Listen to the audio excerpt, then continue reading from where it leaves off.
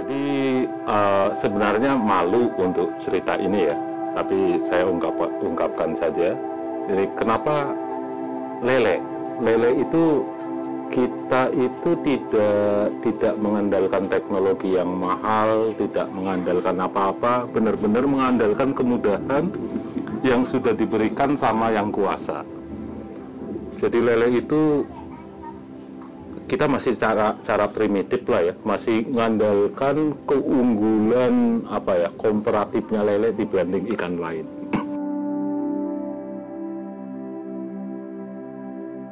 Adanya BNI itu kita tertolong banget lah di saat-saat kita butuh modal gitu, kita bisa pinjam ke situ dan itu juga bisa diangsur, jadi kan lebih ringan gitu ya Pak ya.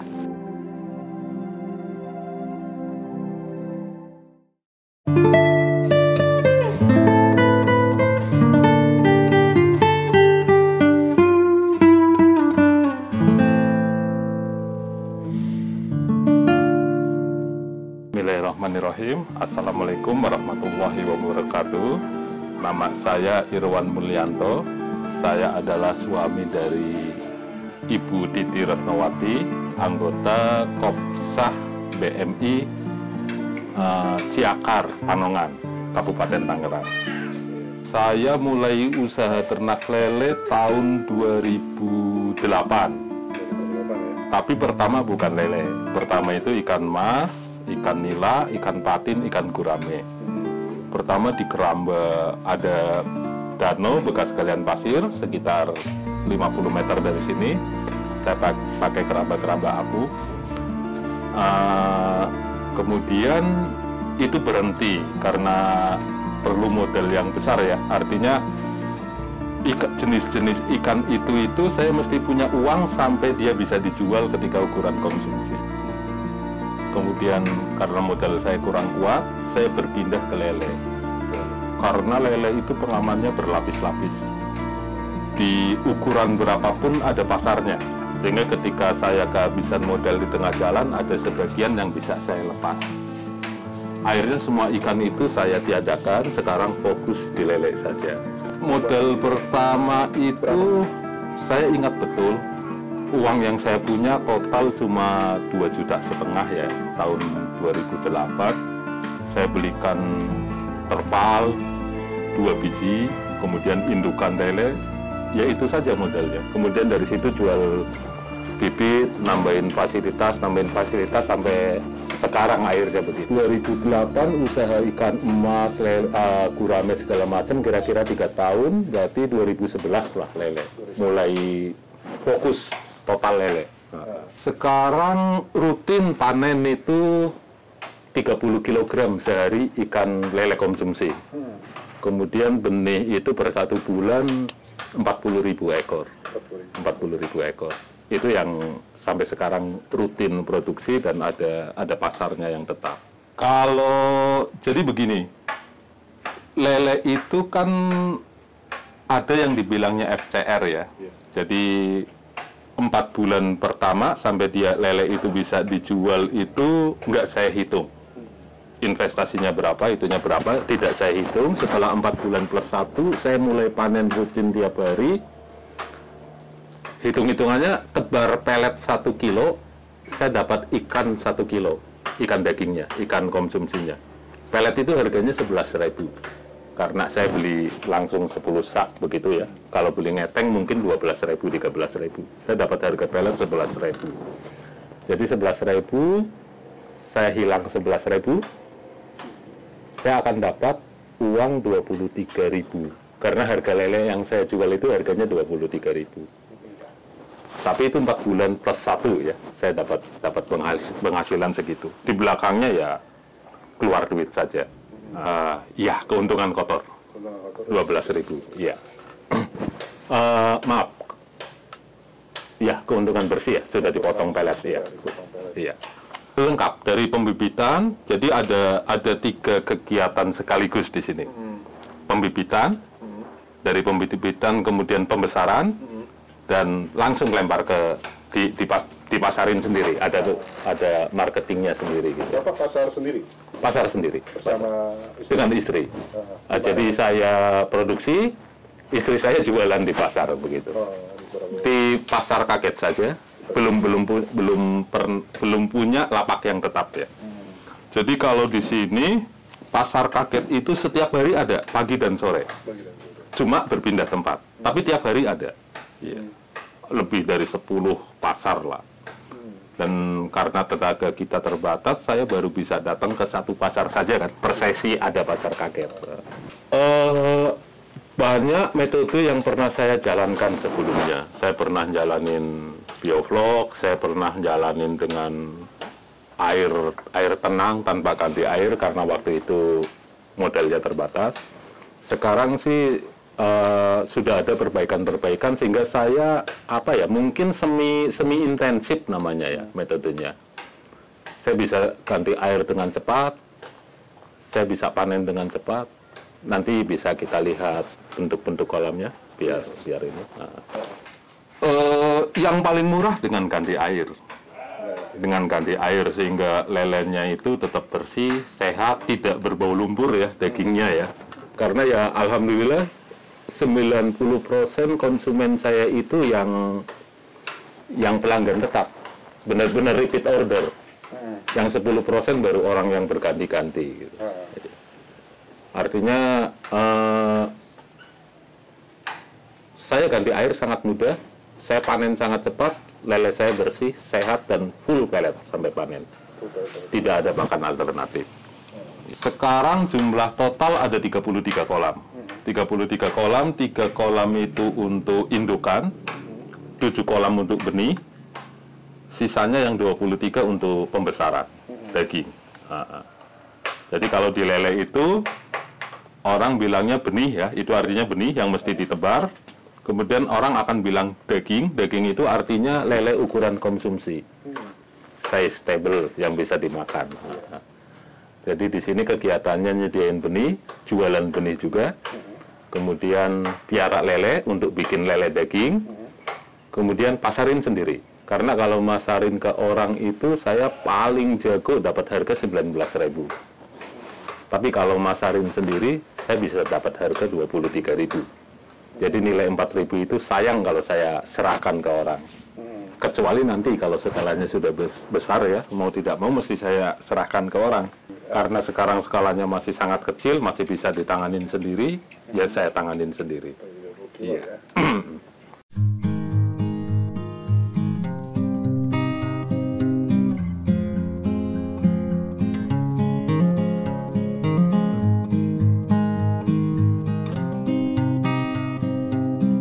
Assalamualaikum warahmatullahi wabarakatuh. Perkenalkan, nama saya Titi Retmawati, anggota Kopsa BMI kelompok rembuk Delima di Desa Ciakar, Panongan. Di sini kita usahanya pembibitan lele dan pembesaran. Iya. Jadi suami yang pelihara, saya yang jual dagingnya. Gitu. Terus kalau umpamanya lagi bibitin, kalau lebih kita jual juga itunya bibitnya. Kalau per hari kita rata-rata cuma 30-an sih Pak, per kilo 23. Iya. Pemasarannya kita di pasar-pasar kaget aja Pak. Pagi di pasar kaget, paling kalau hari pasarannya pasar kaget Pandangan ya, itu hari Selasa, Sabtu. Terus kalau Minggu di perumahan itu biasanya suka rame juga sih gitu. Kalau itu biasanya lebih, kalau di pasar sih kalau sepinya paling sekitar 45 gitu. Tapi kalau hari-hari biasa sih sekitar 30-an. Saya dulu pernah jadi anggota, udah lama juga, terus akhirnya kita suka keluar. Terus ini masuk lagi sekitar 1,5 tahun Pak. 1,5 tahun ya? Iya. Terakhir pembiayaan berapa? 7 juta Pak. 7 juta? Iya. Itu untuk konsumsi apa untuk? Campur-campur. Tapi lebih banyak? Lebih banyak sih waktu itu kita buat pelet, karena kita punya ikan banyak tapi masih tanggung, sangkal istilahnya ya. Terus bibit banyak, ikan masih sangkal, saya mesti beli pelet, ya akhirnya saya rajin pinjaman ke situ gitu. Alhamdulillah terjangkau sih, sangat membantu. Itu kita kumpulan ya? Kumpulan setiap hari Senin jam 8. Cuma saya akhir-akhir ini ngajuin pindah kelompok. Soalnya kalau hari Senin pagi kan saya mesti jualan ya Pak ya. Jadi selama ini saya libur terus, sayang gitu. Pas lagi kan banyak, saya nggak jualan kan sayang. Jadi saya ngajuin ke Pak Denny, kebetulan kelompok itunya Pak Denny yang pegang. Saya usul ke Pak Denny Hadiansah, terus Pak Denny menyarankan pindah kelompok gitu. Terus saya ngusulin ke Pak Denny mau pindah kelompok. Jadi nanti insya Allah pindah yang jam 10, jadi saya pagi bisa jualan, siang bisa ikut kumpulan gitu.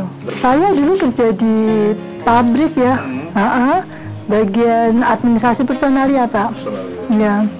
Tapi kemudian tahun 2009 kalau nggak salah ya, 2009 ya, terus kebetulan pabriknya lagi agak goyah, ada pengurangan, terus saya juga repot, nggak ada pembantu segala macam. Akhirnya suami nyuruh keluar, saya keluar. Keluar, kerjanya ya cuma rumah tangga aja, ngantar anak sekolah gitu. Setelah anak gede, kelas 4 SD, baru saya mulai jualan ikan lele, daging gitu ya. Ada gengsi kan? Enggak. Nggak ada gengsi? Enggak, alhamdulillah enggak. Iya, teman-teman saya kadang kalau ngeliat di Facebook gini, wah Mbak Titi dulu pegangnya komputer sama pen, sekarang pegang golok sama lele. Tapi alhamdulillah saya nggak gengsi selagi itu halal ya. Yang penting kita lakukan halal gitu. Waktu kecil kebetulan bapak saya sekretaris desa. Sekretaris desa kalau di kampung kan pakai bengkok ya, dikasih sawah gitu ya. Iya. Tapi nggak pernah megang sawah juga sih. Di usia dewasa malah? Usia dewasa enggak juga, paling kita nungguin orang jemur tadi gitu ya. Terus paling masak-masak buat orang yang kerja di sawah, iya sih.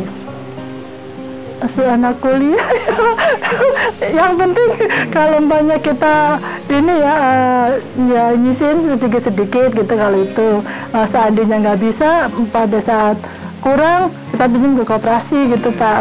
Gitu aja Pak. Ya, jadi kalau banyak ada sedikit selisih, saya tabung gitu. Nanti pas anak kuliah ada sisanya dikit, tinggal nambahin gitu Pak. Enggak, kadang kalau banyak lagi sortir gitu, ikut bantuin sortir juga gitu. Dulu kan belum sedalam ini ya Pak, semenjak sedalam ini sih saya jarang pegang, paling saya cuma di atas bantuin ngangkut aja. Jadi panen diangkut ke sini tampungan untuk dijual besok pagi gitu aja, suka bantuin. Cuma kalau pas saya jualan sore juga bapak sendiri naik turun. Paling anak kadang bantuin. Keluarga ya kalau pas lagi repot banyak kita sortir bibit ya. Sortir bibit kan mesti ada yang ngangkutin, ada yang nyortirin, ada yang ngusungin ke tempat yang mau ditempatin gitu, ditaruh di kolam mana gitu. Kadang kita turun berempat. Iya, berempat. Jadi ada yang bapak yang dibawa di kolam ngambilin ikannya, saya kadang yang nyortir. Nanti habis itu dipindahin anak-anak yang ngangkutin ke kolam gitu. Oh, anak-anak. Iya. Saya ngajarin anak-anak untuk nggak gengsi. Saya sebelumnya ini malah pernah ya waktu itu kan kolam pada rusak, kemarau kan Pak, kemarau panjang, kolam rusak, modal nggak punya gitu. Mau nggak mau saya jualan donat sempat Pak, anak saya ke sekolah bawa donat gitu. Terus ntar kalau nggak habis dia tawarin ke guru, dia ke ruang guru, Assalamualaikum Pak, mau donat nggak gitu. Terus sampai guru-gurunya bilang gini, kok kamu mau sih jualan donat, nggak malu gitu. Emang orang tuamu kerja apa gitu. Saya tanya, kamu malu nggak? Enggak sih, alhamdulillah malah seneng dapat uangnya lebih gitu kan. Jadi kan dia jualan kasih harga pokoknya aja, untungnya dia yang ambil gitu loh Pak. Iya.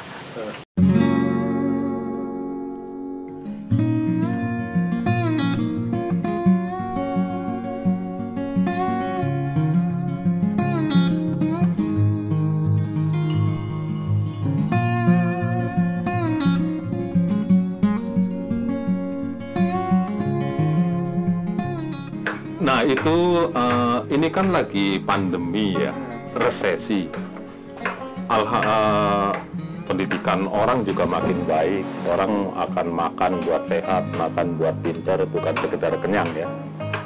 Jadi syukurnya lele itu sampai sekarang ini sumber protein paling murah yang ada. Bapak bisa sebut sumber protein hewani lainnya yang paling murah itu lele. Jadi justru di masa pandemi ini orang kayak dipaksa untuk beli lele. Jadi makin susah, kelihatannya makin laris lele.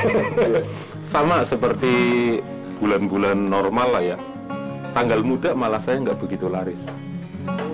Karena orang berbelok mungkin ke KFC atau yang lebih. Tapi begitu tanggal rada-rada tua, kayaknya itu malah gajian saya panennya. Tidak pernah ada sisa. Tidak pernah ada sisa. Tidak pernah ada sisa. Termasuk di pasar-pasar kaget juga. Termasuk di pasar kaget. Tidak pernah ada sisa. Bahkan untuk pecel lele itu banyak sekali yang kami tolak ya, karena ketidakmampuan kami menyediakan secara rutin, size-nya teratur bagus, sehingga pecel lele itu banyak datang dan kami tolak. Pasar tradisional saja ya. Dari rumah saya yang paling dekat itu Pasar Curug, kira-kira sekitar 4 kilo 5 kilo dari sini. Kemudian ada Pasar Cikupa, juga sekitar 4 kilo 5 kilo dari sini. Pasar Curug itu 2,5 ton satu hari habis lelenya. Kemudian Pasar Cikupa lebih gede dari Pasar Curug, kemungkinan sekitar 3 ton kemungkinan. Jadi artinya permintaan juga sangat tinggi ya, tinggal gimana kemampuan kita menyediakan lelenya. Tapi sangat masuk akal karena makin kesini kan lahan makin sempit. Orang pada bikin mall, bikin jalan, bikin rumah. Jumlah populasi namanya perkotaan ya, ini kan perkotaan, orang tertarik datang ke sini. Jumlah populasi semakin nambah. Artinya memang sangat wajar, karena waktu pertama saya jualan, saya cuma jual 9.000 per kilo. Itu habis. Habis dan sangat murah kan, nggak ada harganya, bisa dibilang begitu. Sekarang udah dijual 23.000 per 1 kilo, artinya kan kenaikan harganya signifikan sebenarnya. Signifikan sekali. Tidak ada, saya total mungkin dulu sama ikan mas, ikan gurame, cuma tadi permasalahan yang saya ceritakan. Secara bisnis lebih besar untungnya piara ikan itu, gurame, emas gitu ya. Tapi putarannya lebih lambat, karena saya mesti bisa jualnya benar-benar ketika sudah usia panen ya, ketika konsumsi, udah ukuran konsumsi. Kalau lele itu semua ukuran ada pasarnya, bahkan telur pun ada yang mau beli. Jadi Bapak sebutlah dari ukuran telur 1 cm, 2 cm, setengah daging, semua ada pasarnya. Jadi pengamannya berlapis-lapis. Manakala saya kurang modal, saya bisa lepas sebagian. Satu kolam itu, jadi masa budidayanya dari saya lepas benih untuk masuk ke kolam pembesaran itu di usia 2 bulan. Kemudian saya besarkan kira-kira antara 2 bulan sampai 2 bulan setengah. Kalau kita hitung per hari, 2 bulan setengah itu kan kira-kira 60-75 hari ya. Kolam saya ada yang untuk pembesaran ada 30 kolam. Artinya satu kolam itu 1,5 hari mesti habis. Jadi berputar. Berputar terus berlanjut. Jadi setiap hari, 2 hari sekali satu kolam panen. Dan kemudian besoknya ditebarin sama bibit yang baru. Sekarang sudah saya hitung total. Jadi ini sudah saya hitung bukan per kolam lagi, tapi unit. Jadi satu wilayah usaha ini saya bilang sudah 1 unit. Saya sudah tidak pernah berhitung berapa ekor, berapa hari. Sekarang karena sudah berjalan sekian waktu ya, saya cuma berhitung berapa kilo pakan yang saya masukkan dan berapa kilo ikan yang mesti saya keluarkan. Itu hitung-hitungan sederhana, sangat basic di kegiatan budidaya. Namanya ngitung FCR ya, food konversi rasio. Jadi kira-kira berapa jumlah pakan yang kita masukkan dan mesti berapa daging yang kita dapatkan gitu. Jadi kalau dari pabrik pakannya sendiri atau dari ilmu di pakan nutrisi begitu, itu memang yang FCR-nya itu 1, Pak.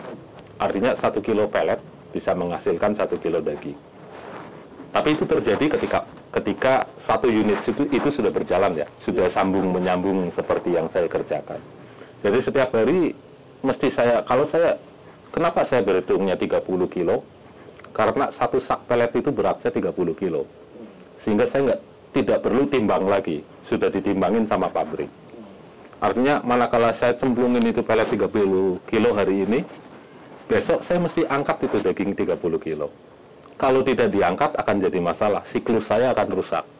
Ikan bisa kegedean, ikan bisa kebanyakan, macam-macam lah yang bisa merusak siklus itu. Jadi walaupun ada permintaan 60 kilo satu hari, ya terpaksa saya cuma panen 30 kilo karena memang begitu ritmenya ya. Jadi manakala saya mau membesarkan produksi saya mesti bikin unit kedua, kira-kira begitu. Dan di sini kelemahan kita, semua itu sporadis, tidak terdata, sangat tradisional. Bapak akan sangat susah cari pembanding. Ini juga saya tidak ada data yang tercatat ya, cuma karena sudah dilakukan berulang kali selama sekian 10 tahun lebih, akhirnya saya hafal. Tapi kalau data tercatat tidak ada, dan Bapak mau bertanya ke siapa saja, sangat miskin data kita.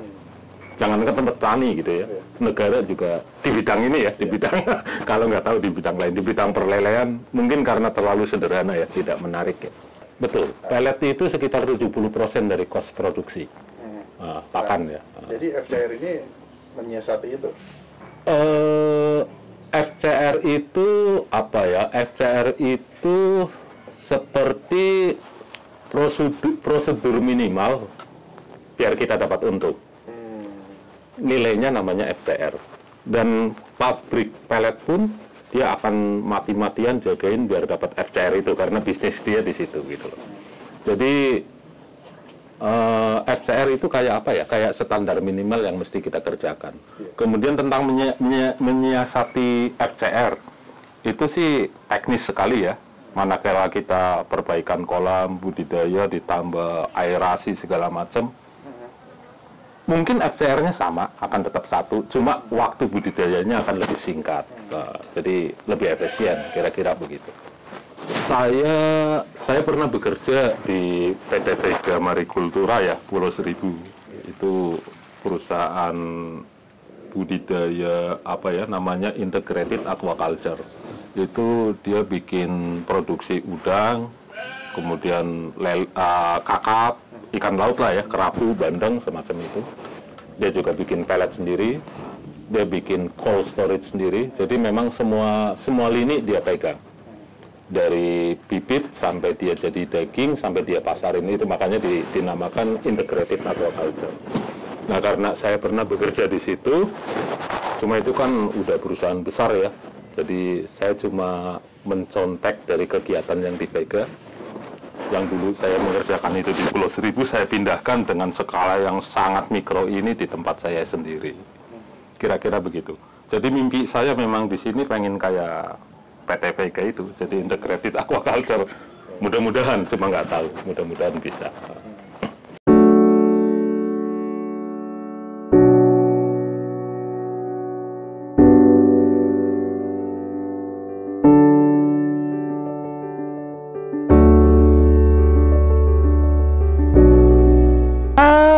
Alhamdulillah waktu dulu sih kita ini ya Pak, bibit lancar sih Pak ya. Jadi bibit lancar, kalau bibit itu biasanya sekitar 2 bulan setengah itu diangkat langsung dikirim ke Cikarang waktu itu Pak semuanya. Jadi alhamdulillah sih cukup gitu ya Pak ya. Jadi berani. Jatuh bangun ya Pak. Jadi jatuh bangun, nggak punya modal, terus itu pernah pinjam kakak 2 juta buat modal ini. Habis itu alhamdulillah bangkit lagi. Terus pas itu pernah kemarau panjang, kita terpalu pada rusak, nggak punya modal lagi. Kebetulan saya punya uang dipinjam orang 10 juta, saya tarik lagi buat modal lagi. Alhamdulillah jalan gitu terus ya Pak. Bisa Pak, buktinya kan dengan adanya BNI itu kita tertolong banget lah di saat-saat kita butuh modal gitu, kita bisa pinjam ke situ dan itu juga bisa diangsur, jadi kan lebih ringan gitu ya Pak ya. Itu sih waktu di kumpulan itu kan disuruh ngisi itu juga ya.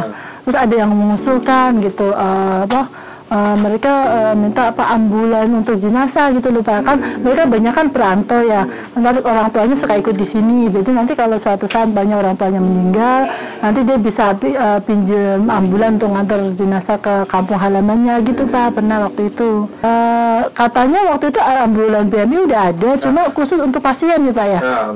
Kalau yang untuk jenazah belum katanya ya. Tapi jangan nyoba Bu ya nanti. Janganlah kasih. Dengan program sosial BMI gimana Bu tanggapan itu? Bagus, banyak membantu, dan banyak programnya juga ya Pak ya. Ada infak-infak itu ya yang untuk rumah gratis, terus ada wakaf ya, bagus juga sih Pak. Sekarang alhamdulillah mau ditambahin ikan laut ya Pak ya. Kemarin udah beli freezer juga. Terus mau nyoba-nyoba, tapi ya saya belum berani banyak karena baru permulaan ya. Di pasar intermodal. Ya rencana kan di sana ya, karena di sana udah buka itu, jadi kita kan nggak cuma lele aja ya.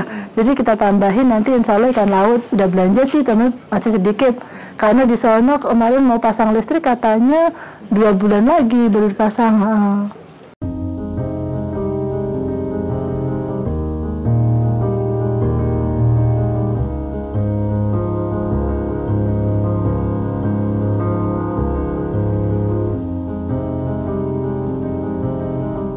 Jadi kan yang kita produksi ini namanya bahan makanan. Bahan makanan itu syaratnya 2.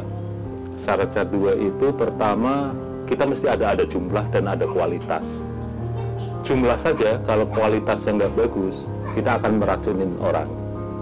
Nah, jadi ketika kita bicara jumlah, otomatis kualitas harus mengikuti. Ada namanya keamanan pangan. Jadi tuntutan kualitas itu yang memaksa kita berbudidaya dengan cara yang baik, karena itu akan dikonsumsi sama orang.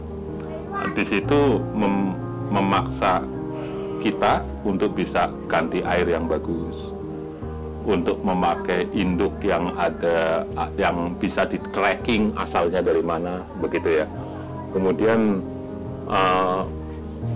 pakannya yang bagus, karena pakannya itu kan untuk membentuk daging yang buat dimakan sama orang.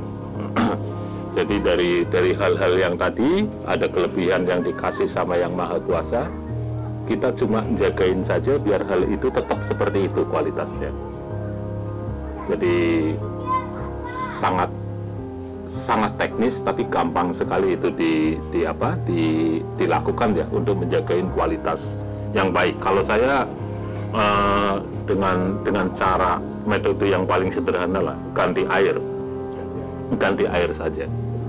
Jadi semua sistem pipa buang saya itu sangat mudah untuk ganti air.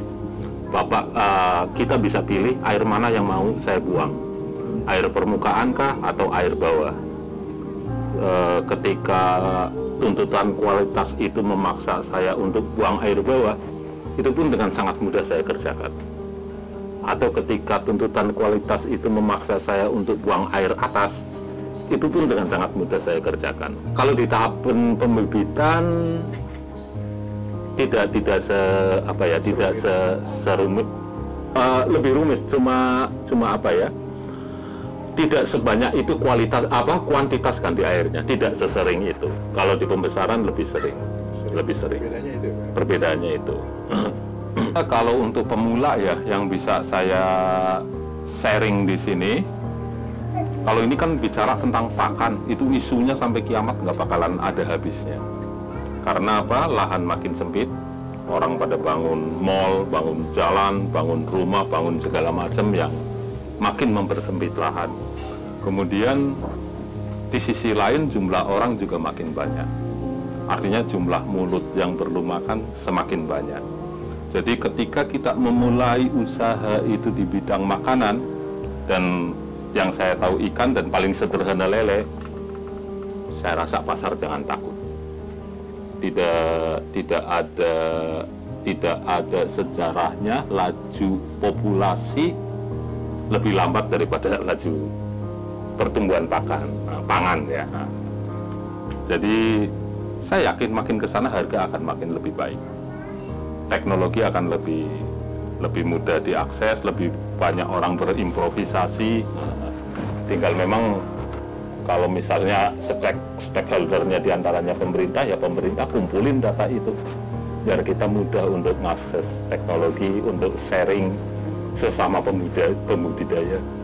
Karena walaupun dengan keterbatasan yang ada, orang setingkat petani kayak saya pun pasti sudah punya improvisasi sendiri dengan pengalaman dasarnya gitu. Ketika mereka diberi kemudahan untuk berbagi, itu benar-benar mempersingkat waktu kita untuk menjadi lebih baik gitu kan. Jadi kira-kira begitu. Untuk pemula jangan takut. Pasar banyak, ilmunya mudah, tinggal konsisten, sabar, jalanin. Mau gerak apa enggak? Mau gerak atau enggak. Dan kemudahan itu kan banyak yang dikasih sama yang kuasa kan. Ketika ikan jenis lain kita ada upaya yang pakai biaya untuk matengin telur, untuk ngawinin, ini dengan air bening begitu saja sudah bisa kawin. Udah banyak sekali kemudahan yang nggak ada kita upayakan udah ada di depan mata. Jadi jangan takut dan nggak bersyukur kalau nggak memulai. Kira-kira begitu.